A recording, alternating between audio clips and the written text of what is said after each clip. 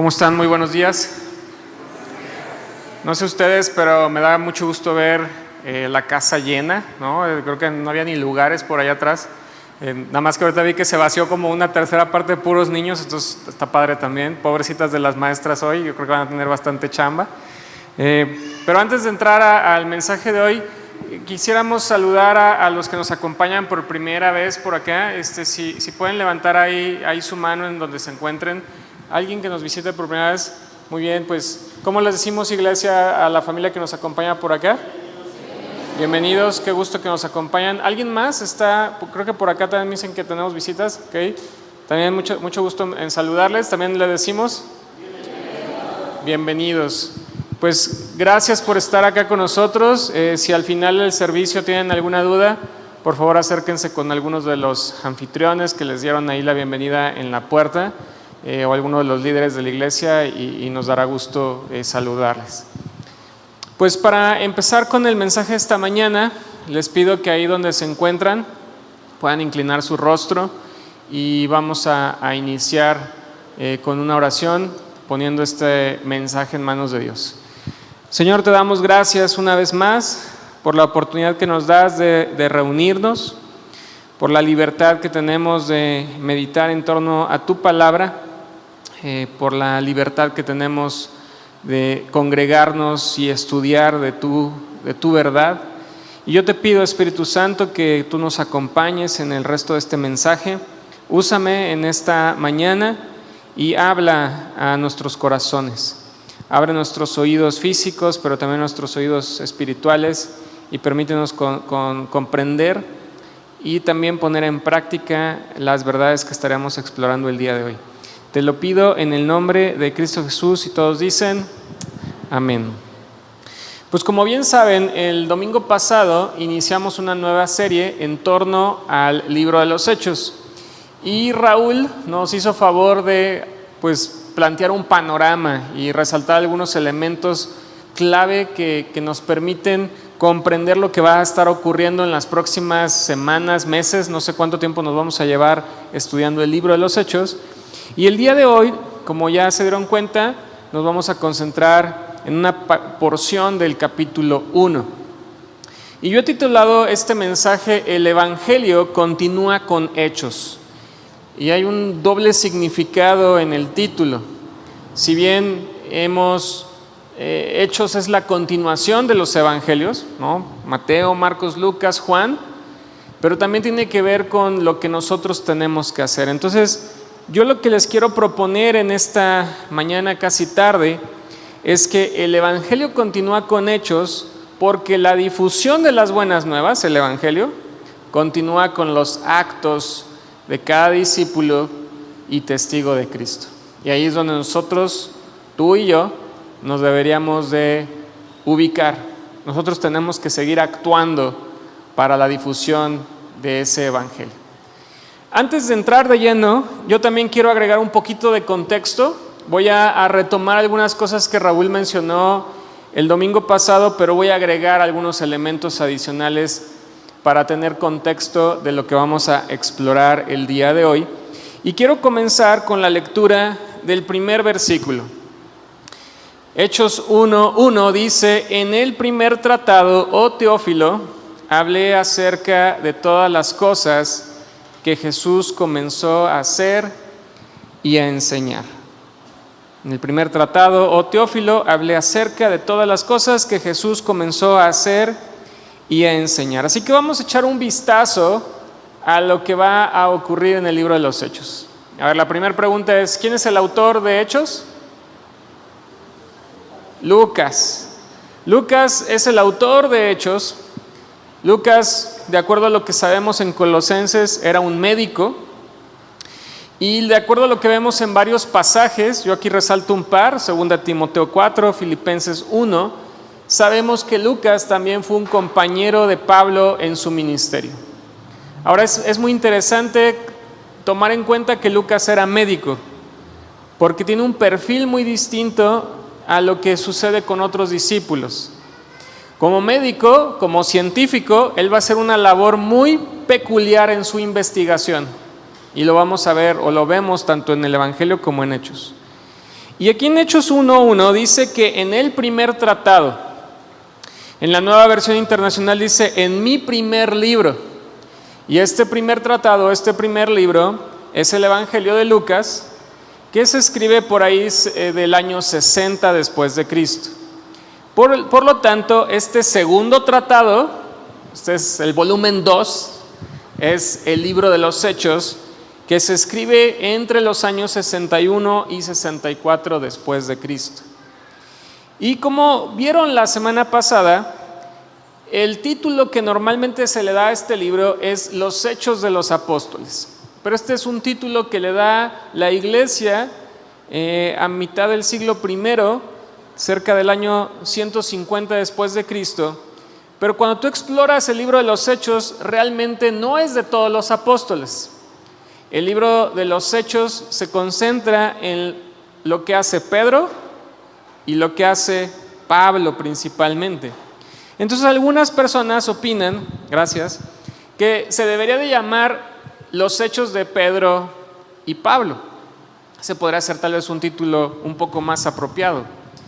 Pero como ya vimos también la semana pasada, el título todavía más adecuado es que sea Los Hechos del Espíritu Santo.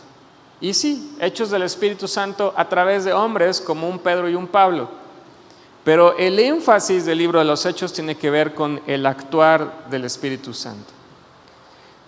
En este mismo versículo nos dice Lucas que le escribe a Teófilo. Teófilo solamente es mencionado en 2 ocasiones en la Biblia, al inicio del Evangelio de Lucas y aquí.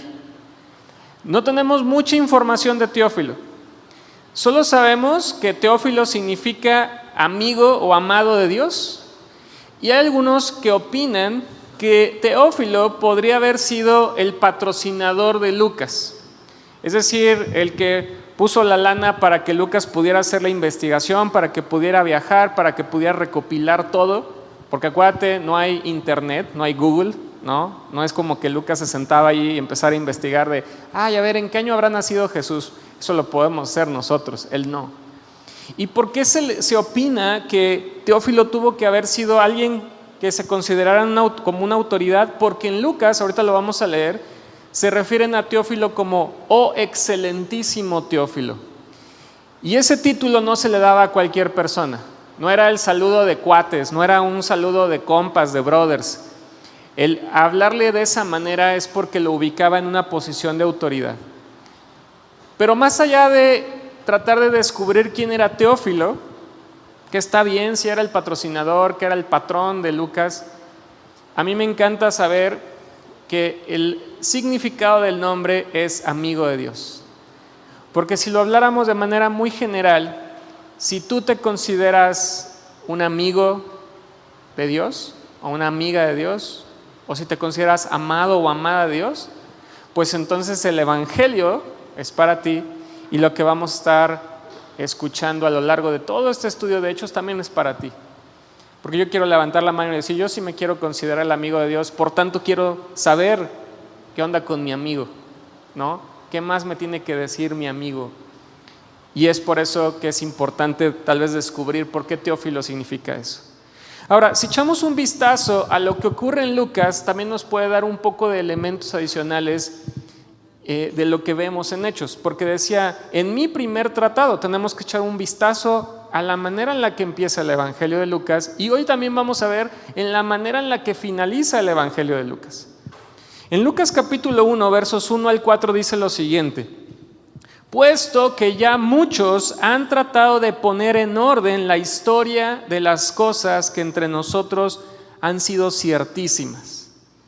En la Nueva Versión Internacional y en una versión en inglés que es la estándar, la versión estándar en inglés, dice las cosas que se han cumplido. Y solo como referencia, a lo largo de los evangelios se cumplen 100 promesas, alrededor de 100 promesas que apuntaban a Jesucristo. Y entonces dice Lucas en el verso 2, tal como nos lo enseñaron los que desde el principio lo vieron con sus ojos y fueron ministros de la palabra, me ha parecido también a mí después de haber investigado con diligencia, ahí nos deja ver este elemento de ser científico, ser médico, después de haber investigado con diligencia todas las cosas desde su origen, escribírtelas por orden, oh excelentísimo Teófilo, para que conozcas bien la verdad de las cosas en las cuales has sido instruido. Y esta parte que yo resalto aquí en negro, pues justo es el propósito general de Lucas al escribir tanto su evangelio como el libro de los Hechos, para que conozcamos la verdad. Y no la va a poner por orden, va a ser muy diligente en su escritura, en la presentación.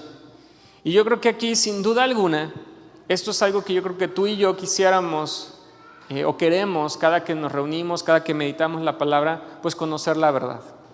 Queremos conocer la verdad. Y la verdad está acá, y esa era parte del propósito de Lucas, transmitir esa verdad.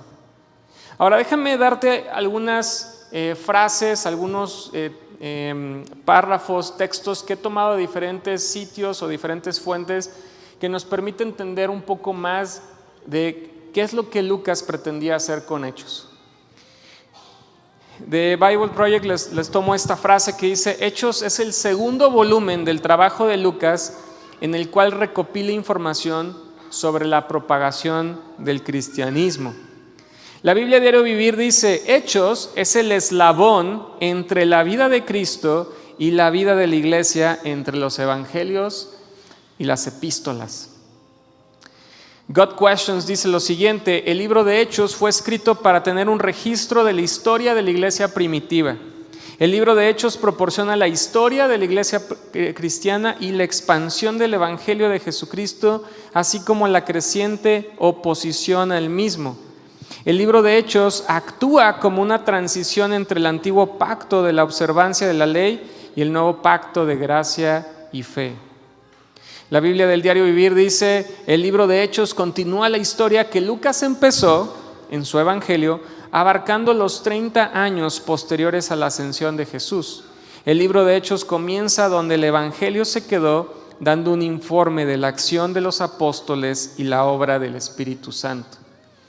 Y la semana pasada Raúl mencionaba la Biblia de Estudio de la Reforma, diciendo que el primer libro registró todo lo que Jesús comenzó a hacer y enseñar, así que lo que implica es que este segundo libro continuará con el relato, mostrando lo que Jesús siguió haciendo y enseñando después de su ascensión al cielo. Él continúa obrando a través de la presencia del Espíritu Santo y el ministerio de sus apóstoles.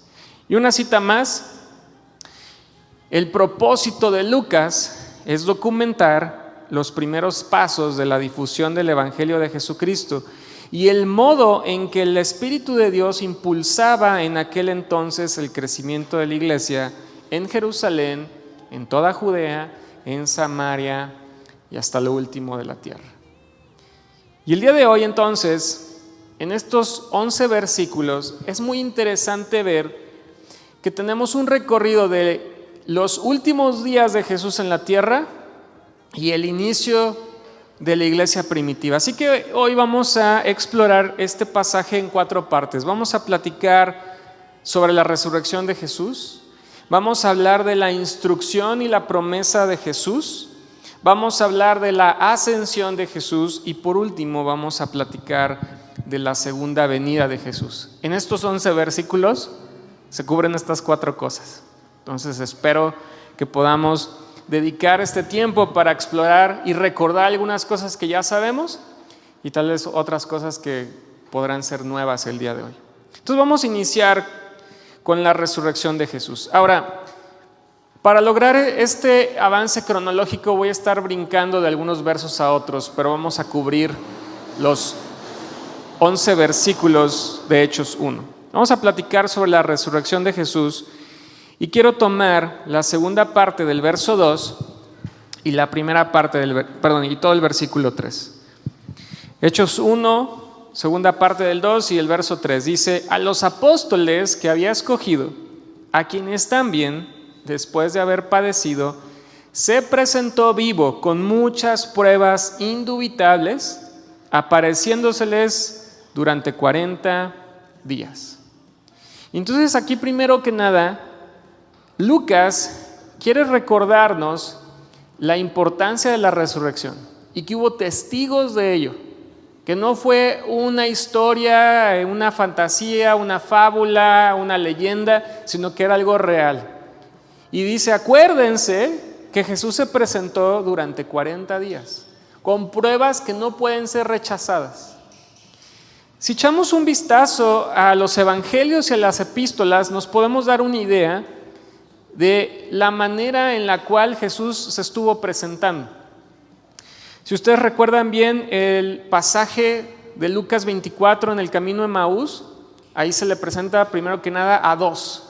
Se une ahí en el camino con dos discípulos que iban meditando sobre la muerte de Jesús, que andaban bien sacados de onda, y Jesús les dice, a ver, cuéntenme qué es lo que pasó, y ellos no se han dado cuenta, hasta que finalmente llegan a Emaús, y dice la escritura que se abren sus ojos y se dan cuenta que estaban platicando con el maestro. Pero ahí se les presentan a dos. Esos dos van corriendo con los demás y dicen, ¿qué creen? Nos encontramos al maestro, se unió con nosotros en el camino. Y entonces Jesús decide aparecérseles al resto de los discípulos que estaban. Y dice que incluso ahí ya en Jerusalén, porque estos dos discípulos regresan a Jerusalén corriendo con las noticias. Y entonces, de acuerdo a Lucas 24, vemos que Jesús ahora se aparece al resto, y no solo eso, sino que dice, oigan, pues ¿cómo ven si cenamos juntos? ¿No? Si estuviéramos en México, pues ¿qué onda? ¿Unos taquitos o qué? ¿No? Y dice, saquen ahí algo de comer y preparan ahí un pescado con el maestro.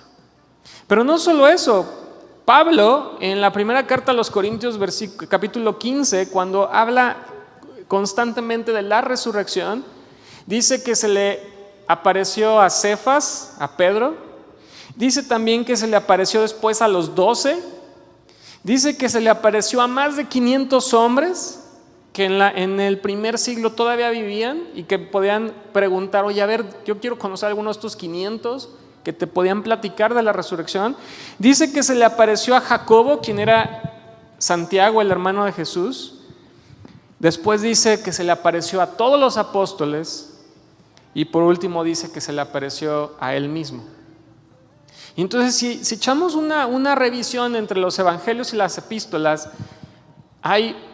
había elementos para poderse acercar con hombres y mujeres que seguían vivos y que podían dar fe de lo que les había tocado ver. Jesús había resucitado. Jesús no se había quedado en esa cruz. Y acuérdense, como también lo dice Pablo, pues si Jesús no hubiera resucitado, pues no tendría ningún sentido que nos estuviéramos reuniendo el día de hoy. Y por eso Lucas tenía que resaltar, primero que nada, recuerden que Jesús resucitó, no se quedó en la cruz. La Biblia Diario Vivir dice, Jesús se apareció a sus discípulos en muchas ocasiones luego de su resurrección, probando que estaba vivo. Y esta parte es la que me encanta. Note el cambio que la resurrección hizo en la vida de los discípulos. Durante el momento de su muerte estaban temerosos, desilusionados e incluso temían por sus vidas. Luego de la resurrección dejaron de temer y arriesgaron todo por esparcir alrededor del mundo las buenas noticias acerca de él. Obviamente vamos a ver el elemento del Espíritu Santo. Enfrentaron prisiones, castigo físico, rechazo, martirio, pero nunca comprometieron su misión. Estos hombres no hubieran arriesgado su vida por algo que fuera un fraude. Sabían que Jesús resucitó de la muerte y la iglesia primitiva se encendió con su entusiasmo para proclamar la noticia de otros.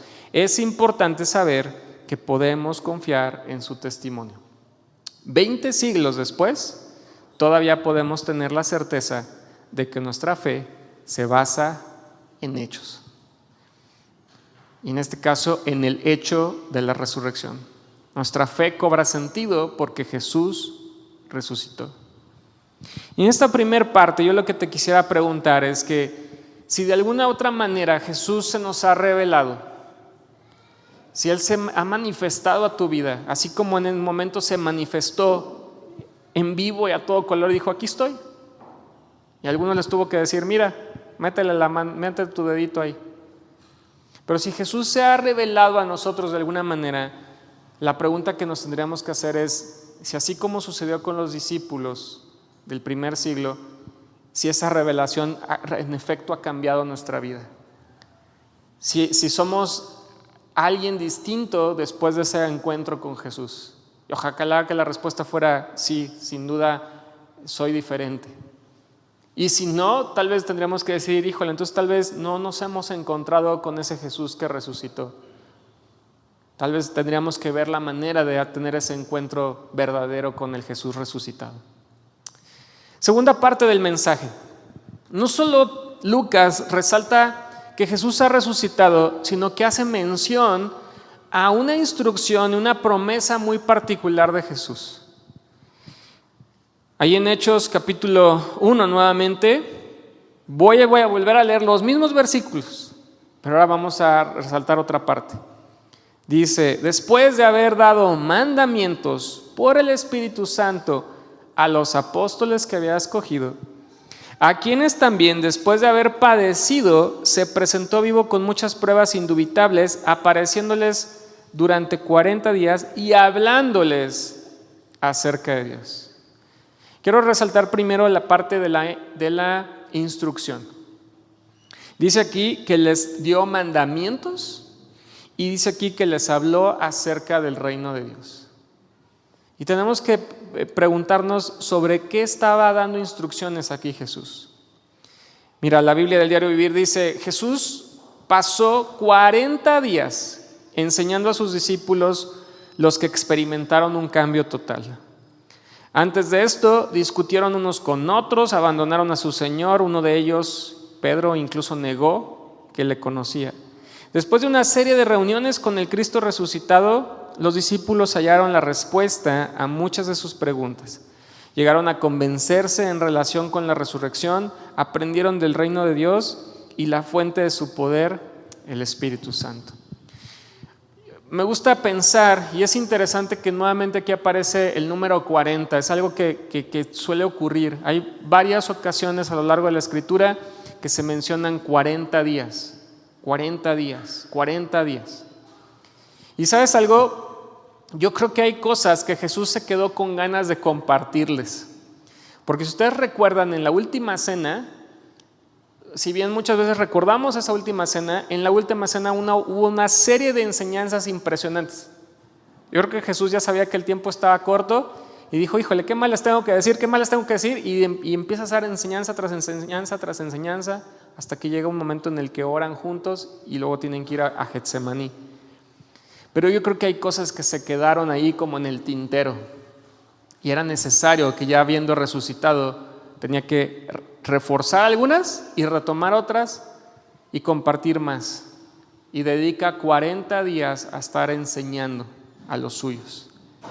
40 días. Esos días han de haber sido impresionantes. Estar ahí todavía con el maestro, ya resucitado. Y aquí lo que yo quisiera preguntarte es, ¿qué es lo que te ha enseñado Jesús? Habemos algunos que ya tenemos un buen rato en el cristianismo. Habemos algunos que nacimos en cuna cristiana, otros tal vez de reciente conversión o de reciente unión a una congregación como esta. Pero independientemente del tiempo que lleves considerándote cristiano o cristiana, pues la pregunta tendría que ser, ¿qué es lo que me ha enseñado Jesús? Y así como ocurre con los discípulos, otra vez, preguntarnos si esa enseñanza ha cambiado nuestras vidas. O si seguimos siendo los mismos, nada más con la etiqueta de, pues ahora te llamas cristiano, ¿no? Ahora te dices ser cristiano. Va a llegar el punto en el que platiquemos en Hechos, en el primer momento en que los cristianos son llamados cristianos. Pero esos cristianos se llamaban cristianos por ser imitadores de Cristo. La palabra cristiano es pequeño Cristo. Y era de alguna manera burlarse por la gente que hablaba o actuaba como Jesús y les decían, ay, cálmate pequeño Cristo. Pero realmente eso es lo que estaba ocurriendo. Estaban viviendo como si Cristo viviera, siendo como si Cristo estuviera en ellos. Entonces aquí la pregunta sería si las enseñanzas que hemos recibido en efecto han cambiado nuestra vida o pues seguimos siendo los mismos nada más con otro apellido. Valdría la pena considerarlo.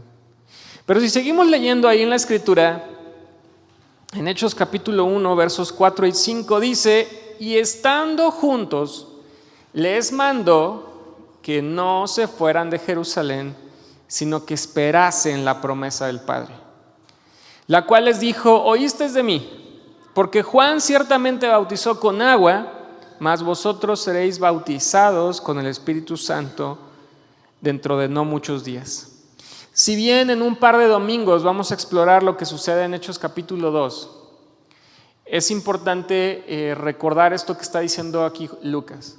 Acuérdate, primero nos recordó, Jesús resucitó, pero Jesús se iba a ir, y entonces Jesús tuvo que dar enseñanzas y mandamientos adicionales, y entre ellos estaba: te prometo que va a venir el Espíritu Santo.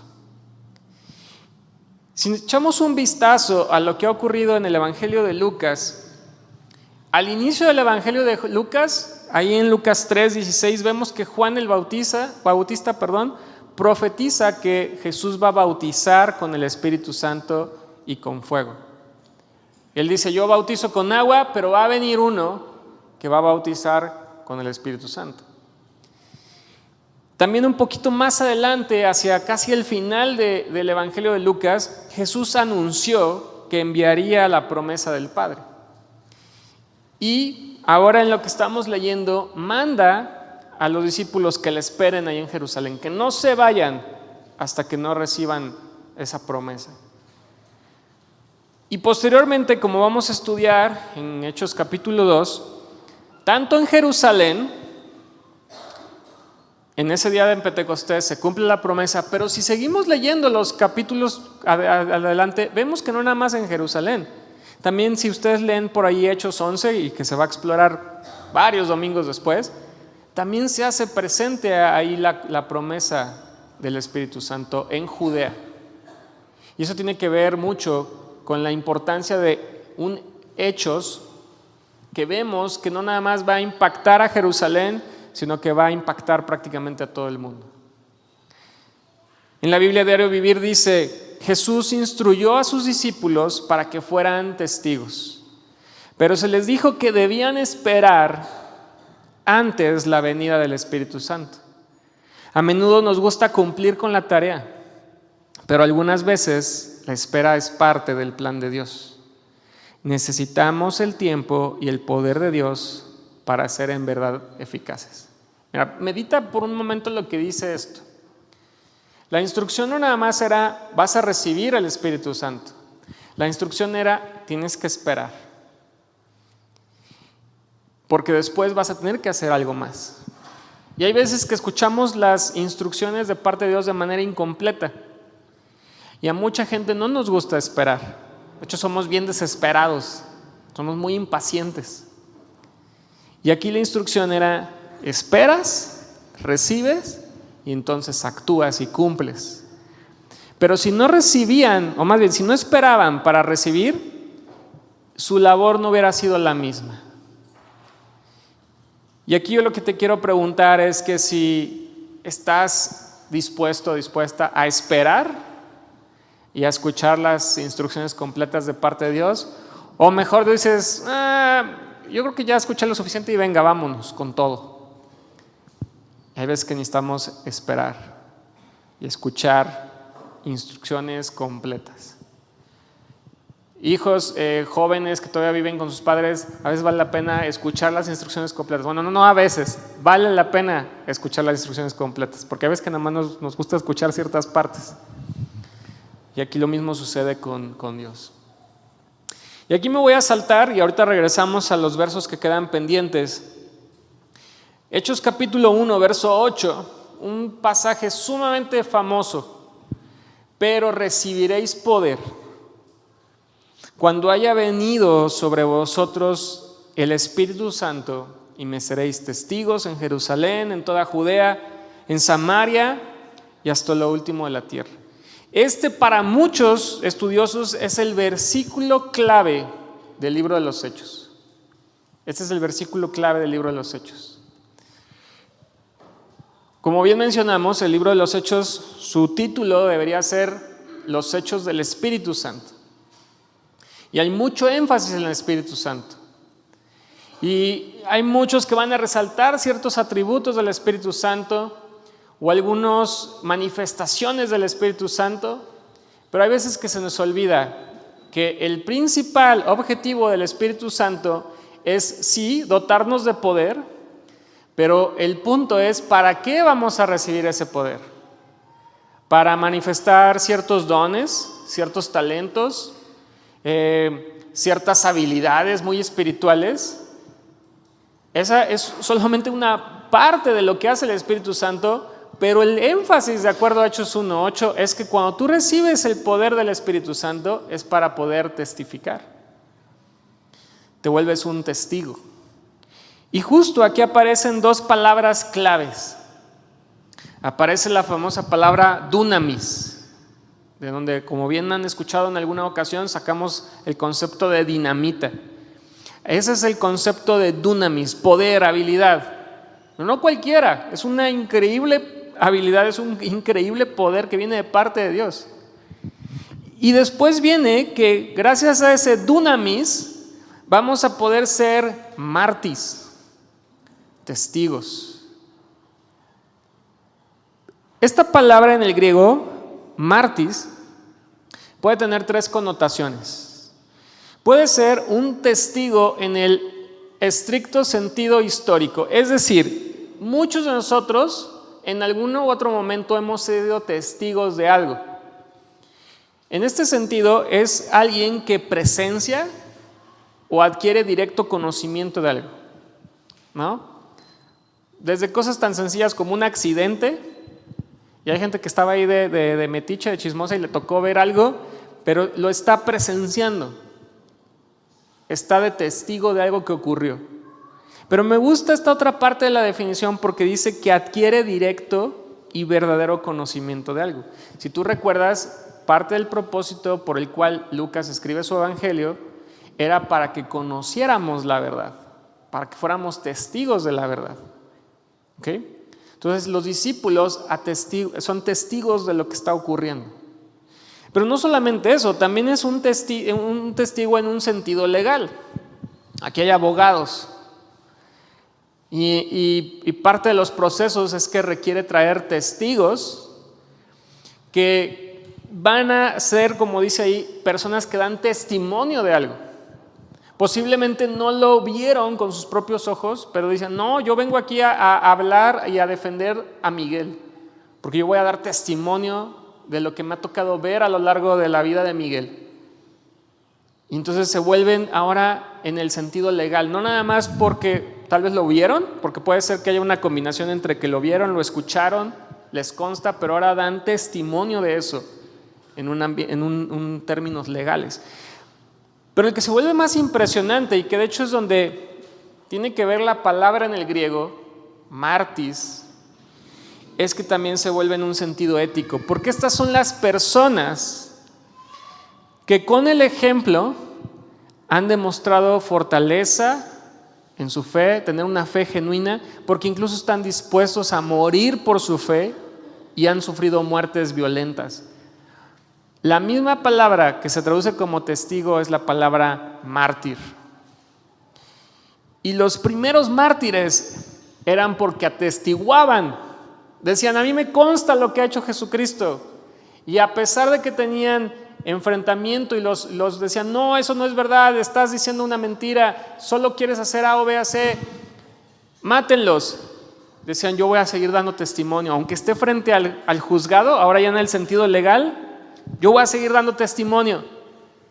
Y llegaban al punto en que morían por su fe, se volvían mártires. Y este es el sentido de lo que está diciendo aquí Lucas. Cuando tú recibes dunamis de parte de Dios, estás dispuesto y dispuesta a dar testimonio de ese evangelio, de esas buenas nuevas, aun cuando eso te pueda costar la vida. Y es lo que le sucede a muchos de los apóstoles y a muchos de los primeros discípulos, y es lo que le sigue sucediendo hoy día a gente que en lugares donde hay persecución pierden su vida por seguir dando testimonio. Pero ahí es donde vemos, y lo vamos a ver un poquito más adelante en Hechos, a un Pedro que se estaba escondiendo cuando a Jesús lo estaban juzgando, A un Pedro que tuvo que negarlo, incluso con un lenguaje en el que no se acostumbraba a escuchar a Pedro. Pero después viene el Espíritu Santo sobre Pedro y es un Pedro que da testimonio frente a las mismas autoridades, y vemos a un Pedro hablando de una manera totalmente distinta, aún cuando su vida ahora estaba corriendo peligro. Ya no vemos a un Pedro escondiéndose, ya no vemos a un Pedro negando a Cristo, ni utilizando un lenguaje que no lo solía ocupar. Ahora vemos a un Pedro que está lleno de este dunamis, dando testimonio. Y entonces vemos ahí que estos testigos se van a ir a todos los confines de la tierra, porque el libro de los Hechos, de hecho, se va a ir dividiendo de manera como muy natural en este sentido histórico, geográfico. Como decía Raúl la semana pasada, los primeros 7 capítulos se van a concentrar en Jerusalén, en la comunidad más inmediata. Después los siguientes capítulos van a ir a Judea y a Samaria. No nada más se va a quedar ahí con los judíos, sino que ahora hay que extender el mensaje a los siguientes niveles. Y en el resto de la escritura, especialmente con los viajes de Pablo, ahora vamos a ir hasta lo último de la tierra. Y entonces este dunamis, para ser mártires o testigos, se va difundiendo desde un punto hasta otro, y hasta que llegó un momento en que nos llegó a México también, hasta los confines de la tierra. Bible Project dice: Hechos es una historia acerca de Jesús guiando a su pueblo por su espíritu para invitar a todas las naciones a vivir en el amor y la libertad de su reino. Los primeros 7 capítulos muestran cómo la invitación se comienza a difundir en Jerusalén. Los siguientes 4 capítulos señalan cómo el mensaje se propaga a las regiones vecinas no judías de Judea y Samaria. Y del capítulo 3 en adelante, Lucas nos dice cómo las buenas nuevas del reino comienzan a alcanzar todas las naciones del mundo. En esta introducción al libro dice: bajo el signo de estas palabras, me seréis testigos, va a desarrollarse la historia entera de la iglesia naciente. Porque necesitaban testigos y más testigos y más testigos y más testigos. God Questions dice: el énfasis del libro es la importancia del día de Pentecostés y el ser investidos de poder para ser testigos eficaces de Jesucristo. Hechos registra a los apóstoles siendo testigos de Cristo en Jerusalén, Judea, Samaria y el resto del mundo circundante. El libro arroja luz sobre el don del Espíritu Santo, quien da poder, guía, enseña y actúa como nuestro consejero. Y aquí la pregunta que nos tendríamos que plantear es si somos testigos de Cristo. Si nosotros estamos dando testimonio con nuestras vidas. No solo aquí en un púlpito, no solo cuando te toca enseñar en algún momento, sino que tú en tu día a día eres un testigo. Porque mira, en el estricto sentido, eres un testigo porque te ha tocado escuchar de Jesús. Todos hemos escuchado de Jesús.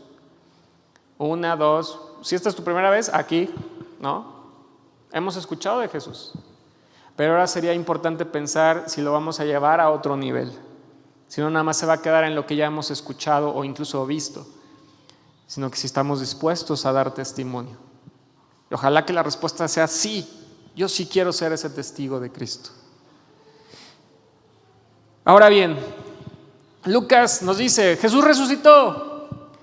Jesús dio indicaciones de que esperaran y iban a recibir este Espíritu Santo. Pero después viene el momento en el que Jesús tiene que ascender a los cielos. Y esta es una conexión directa entre el final de Lucas y el inicio de Hechos. Resalto un par de versículos. Hechos 1 nuevamente, verso 2 y verso 9. Dice: en el primer tratado hablé acerca de todas las cosas que Jesús comenzó a hacer y enseñar hasta el día en que fue recibido arriba, después de haber dado mandamientos por el Espíritu Santo a los apóstoles que había escogido. Versículo 9. Y habiendo dicho estas cosas, viéndolo ellos, fue alzado y le recibió una nube que le ocultó de sus ojos. Lucas termina su evangelio o prácticamente termina su evangelio, porque el evangelio de Lucas capítulo 24 tiene 53 versículos. Entonces en los versos 50 y 51, ahí es donde termina, hablando de la ascensión de Cristo. Dice Lucas 24, 50, dice: y los sacó fuera hasta Betania, y alzando sus manos los bendijo, y aconteció que bendiciéndolos se separó de ellos y fue llevado arriba al cielo. Prácticamente ahí estaba terminando su evangelio, y por eso leíamos hace un momento que Hechos es la continuación directa de su evangelio. Hechos comienza donde Lucas termina. Ahora, ahorita vamos a concentrarnos un poco en la ascensión de Cristo. Y yo estoy seguro que alguna vez, más de uno de los que estamos aquí, hemos pensado: híjole, es que si tan solo yo hubiera caminado con Jesús, si tan solo yo hubiera sido un Pedro, un Juan, tal vez las cosas serían diferentes, porque lo hubiera visto ahí, lo hubiera escuchado ahí directamente, me hubiera tocado ver el milagro, hubiera comido con él. Hay veces que pensamos que hubiera sido mejor si nos hubiera tocado caminar con él. Pero la ascensión de Jesús tiene un significado sumamente profundo que a veces no logramos comprender. Te quiero dejar un video.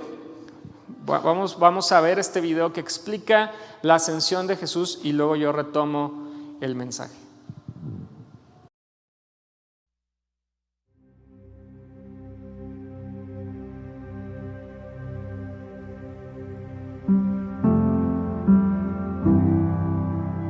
El último acto de Jesús en la tierra es uno de los más misteriosos.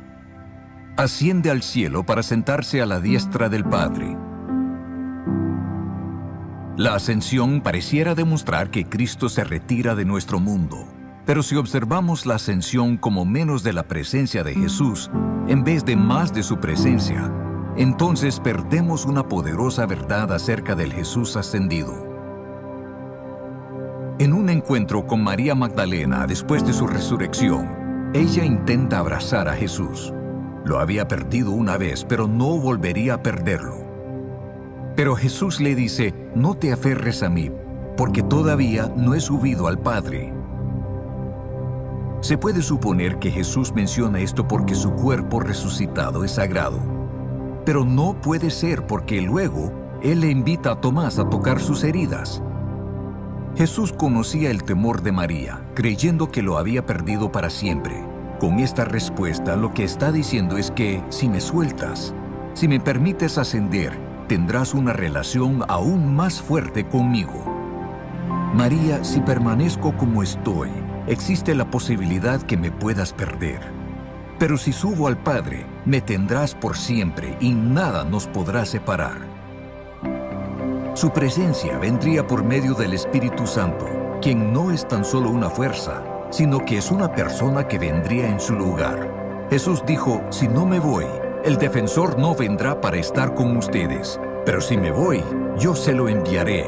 Uno de los papeles del Espíritu Santo es revelarnos a Cristo. Es por eso que Jesús menciona que se demostraría a sus discípulos por medio del Espíritu Santo. Esto implica que los discípulos realmente no podían conocer a Jesús hasta que se fuera corporalmente y retornara por el Espíritu Santo. Nos debe de motivar esto, porque quizás estés bajo la impresión de que si solo hubieras vivido y caminado con Jesús, le hubieras conocido mejor que ahora. Pero estarías equivocado. Antes de que Jesús muriera, el Espíritu Santo no había sido soltado al mundo en esta manera poderosa, y puedes conocer a Jesús plenamente por medio de la influencia del Espíritu, donde te mostrará en la sombra de la cruz cuán alto y ancho, largo y profundo es su amor por nosotros. En otras palabras, por medio del Espíritu Santo, puedes ver a Cristo y conocer su presencia y su amor aún mejor que los apóstoles en la noche de la Cena del Señor. La pregunta inevitable es: ¿estarías viviendo como si fuera verdad? ¿Estás viviendo como si Cristo es más accesible ahora que cuando estuvo en la tierra? Jesús hizo claras sus intenciones. Dejó el cielo y toda su gloria por causa tuya. Y por medio de su ascensión, se ha hecho infinitamente disponible para ti. Cristo se ha acercado a ti. Entonces, acércate a Él.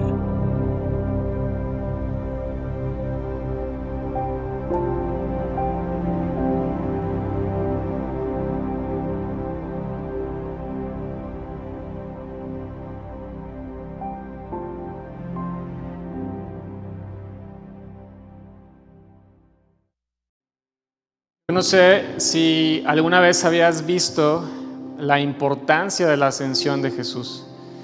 La primera vez que yo estudié sobre este tema y luego me encontré este video, para mí cobró mucho sentido. Yo sí llegué a pensar eso, ¿no? Híjole, es que hubiera estado increíble. Y de seguro hubiera estado increíble caminar con el Señor, o sea, eso no hay duda. De seguro hubiera sido increíble ver de cerca sus milagros. Pero cuando comprendes que cuando Jesús se va al cielo no es para que nos deje abandonados, sino porque era necesario que Él se fuera para que viniera el Espíritu Santo, entonces eso cobra sentido también.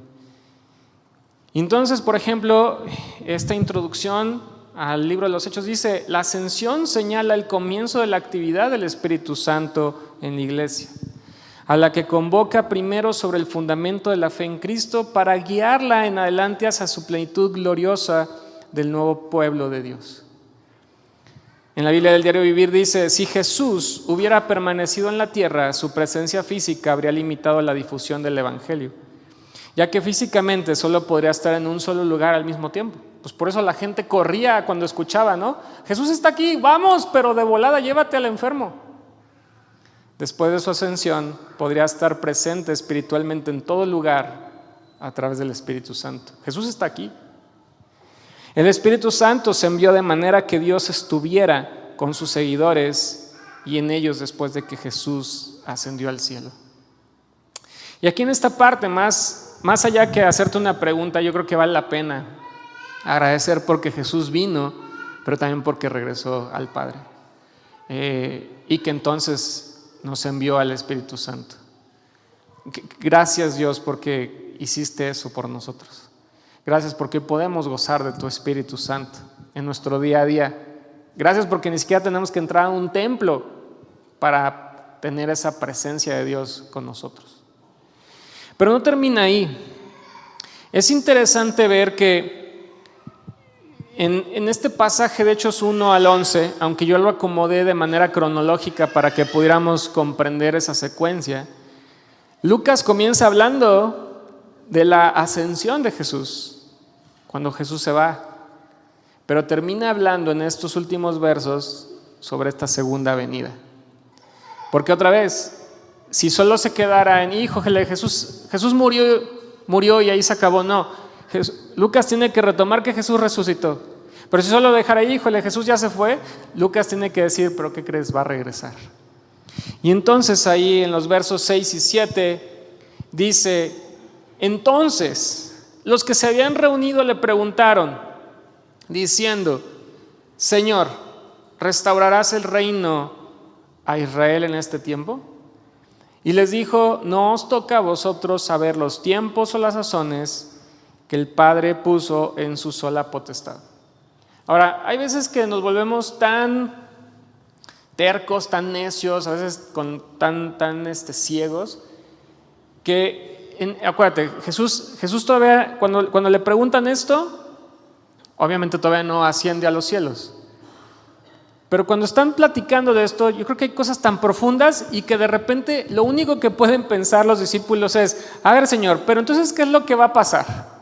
¿Vas a restaurar el reino a Israel en este tiempo? Y ahorita vamos a recordar a qué se referían ellos. Pero no están viendo la totalidad de las cosas que están ocurriendo y ellos siguen pensando qué va a pasar con el Mesías que tanto hemos estado esperando para nuestro pueblo de Israel. Y Jesús les contesta: no les toca saber. Y de hecho el verso 8, si pusieron atención, es cuando le dice: pero ustedes van a ser testigos. Ni siquiera tiene que ver la respuesta con la pregunta de los discípulos. Dice: eso no les importa saber a ustedes, lo que sí les importa saber es que tienen que ser testigos. Eso es lo que sí les contesta.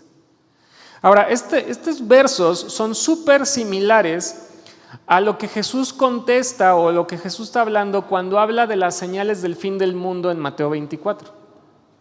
Si echamos un vistazo a Mateo 24, versos 3 y luego me voy a brincar hasta el 36, estando él, hablando de Jesús, sentado en el monte de los olivos, los discípulos se le acercaron aparte diciendo: dinos, ¿cuándo serán estas cosas? Es muy similar. ¿Qué señal habrá de tu venida y el fin del siglo? Y Jesús responde: pero el día y la hora nadie sabe, ni aun de los ángeles de los cielos, sino solo mi Padre. Hay veces que perdemos lo que realmente es importante, estamos un poco distraídos en otras cosas, y Jesús quiere traernos de regreso al enfoque de lo que es importante. Pero aquí algo que es interesante resaltar es lo siguiente. Durante los años de ministerio de Jesús sobre la tierra, los discípulos se preguntaban constantemente sobre su reino. ¿Cuándo vendría? ¿Cuál sería su papel? Desde el punto de vista tradicional, el Mesías sería un conquistador terrenal que libraría a Israel de Roma. Pero el reino que se refería a Jesús era uno espiritual, establecido en los corazones y vidas de los creyentes. La presencia y el poder de Dios permanecen en los creyentes en la persona del Espíritu Santo. Estaban tratando de visualizar a este gran libertador, y Jesús ya les había dado la indicación: pero va a llegar el Espíritu Santo, ¿qué más quieres? Y con ese Espíritu Santo tú me vas a ser testigo, eso es suficiente. El cierre del capítulo 1, los versos 10 al 11 dicen: y estando ellos con los ojos puestos en el cielo, entre tanto que él se iba, he aquí se pusieron junto a ellos 2 varones con vestiduras blancas, los cuales también les dijeron: varones Galileos, ¿por qué estáis mirando el cielo? Este mismo Jesús que ha sido tomado de vosotros al cielo, así vendrá como le habéis visto ir al cielo. Y este pasaje de hecho se parece muchísimo al mismo capítulo 24 de Mateo. Resalto solo 2 versículos. Mateo 24, verso 29 al 30 dice: e inmediatamente después de la tribulación de aquellos días, el sol se oscurecerá, la luna no dará su resplandor, las estrellas caerán del cielo y las potencias de los cielos serán conmovidas. Entonces aparecerá la señal del Hijo del Hombre en el cielo, y entonces lamentarán todas las tribus de la tierra y verán al Hijo del Hombre viniendo sobre las nubes del cielo con poder y gran gloria. Esa segunda venida. Jesús explicó que con su venida se inauguró el reino de Dios. Al ascender a los cielos, el reino de Dios permanecería en los corazones de todos los creyentes mediante la presencia del Espíritu Santo. Pero el reino de Dios no se desarrollará por completo hasta que Jesús venga de nuevo a juzgar a todas las personas y a quitar todo lo malo del mundo. Antes de que esto suceda, los creyentes, tú y yo, deben ocuparse en proclamar el reino de Dios alrededor del mundo. El libro de Hechos narra cómo comenzó esto. Nosotros debemos continuar el trabajo que la iglesia primitiva comenzó.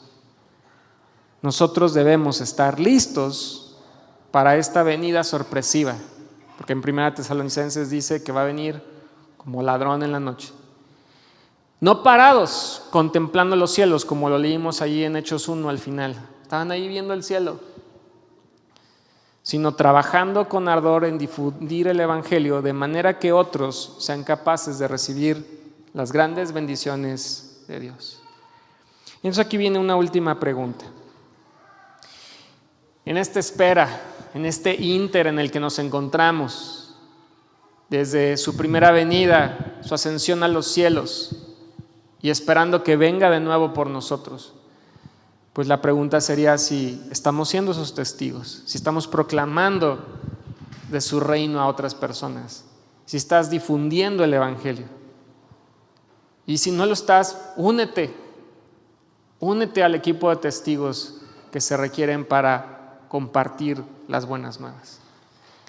Yo comencé este mensaje diciendo que el evangelio continúa con hechos, porque la difusión de las buenas nuevas de salvación continúa con los actos de cada discípulo y testigo de Cristo.